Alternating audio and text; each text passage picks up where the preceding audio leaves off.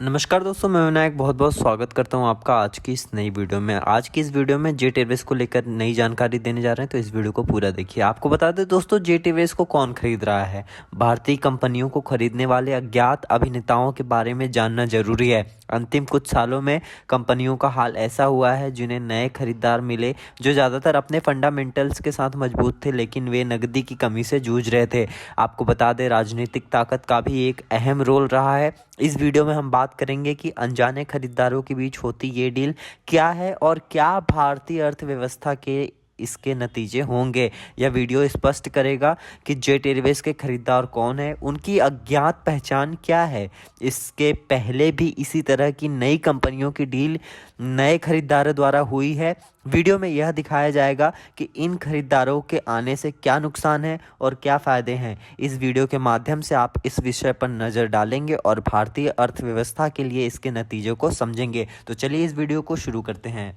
Jet Airways की खरीदारी में स्थापित एविएशन सेक्टर के बड़े खिलाड़ी पहले ही हाथ खाली कर चुके हैं, जबकि अज्ञात एंटिटी इसे हासिल करने के लिए प्रयास कर रहे हैं। खरीदार की पहचान भी रहस्यमय है। इसमें पहले भी कई कंपनियों की खरीदारी के लिए नए खिलाड़ी द्वारा की गई है, जो न केवल अर्थव्यवस्था को बदल रहे हैं बल्कि समाज को एक नई सोच भी दे रहे हैं। जेट एयरवेज की खरीदारी के बाद उसे चलाने के लिए जितना वित्त जुटना चाहिए था, उससे कम रुपए चुकाए गए। उसकी बची हुई मांग कुल राशि जो थी वो थी 24,888 करोड़ रुपए होने के बावजूद खरीदार केवल 475 करोड़ रुपए देने लगे। यहाँ पर क्या हुआ कि इस रकम में बैंकों को ज़्यादा देना पड़ा, जबकि संचालन, क्रेडिटर और कर्मचारी लंबे समय से जो है कटौतियों से गुजर रहे हैं। आपको बता दें, समस्या यहाँ यह है कि जेट एयरवेज खुद को संचालित करने में असमर्थ हो गई। जब संसाधनों की अभाव से जेट एयरवेज उड़ानें बंद हुई थी, तब अनेक संगठनों ने इसे बचाने की कोशिश करी, लेकिन इसमें उनके पास इतनी धन दौलत नहीं थी जो जेट एयरवेज को उच्च मूल्य रूप से उठा सकें।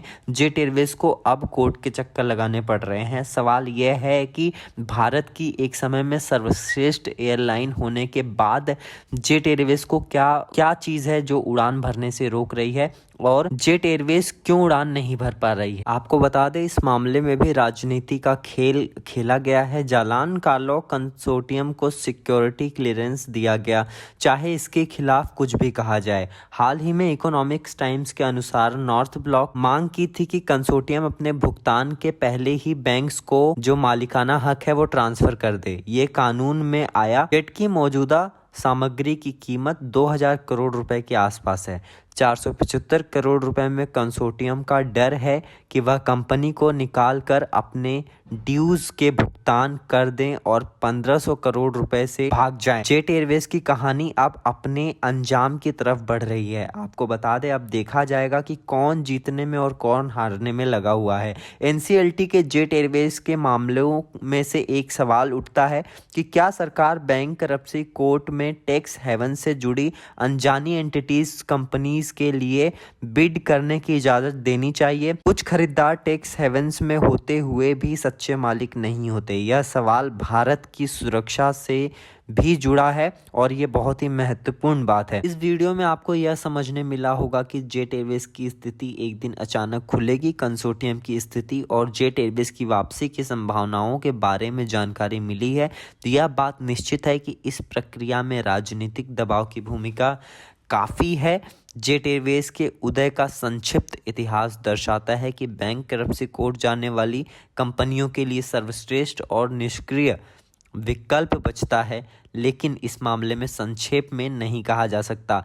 इसका परिणाम इस प्रकार नहीं होना चाहिए। यह समझना बहुत जरूरी है कि सरकार को अधिक सकारात्मक नीतियों के साथ निवेशकों को संवेदनशीलता से लोकतंत्र की सुरक्षा एवं देश के हित में उनकी सफलता को ध्यान में रखना चाहिए। तो ये है जेट एयरवेज को लेकर अभी तक की बड़ी अपडेट। कैसी लगी आपको कमेंट करके बताइए। अगर आपका कुछ भी सवाल, सुझाव या सजेशन है तो आप हमें कमेंट सेक्शन में दे सकते हैं। मैं मिलता हूँ आपसे नेक्स्ट वाली जानकारी के साथ। टिल देन, जय हिंद, वंदे मातरम।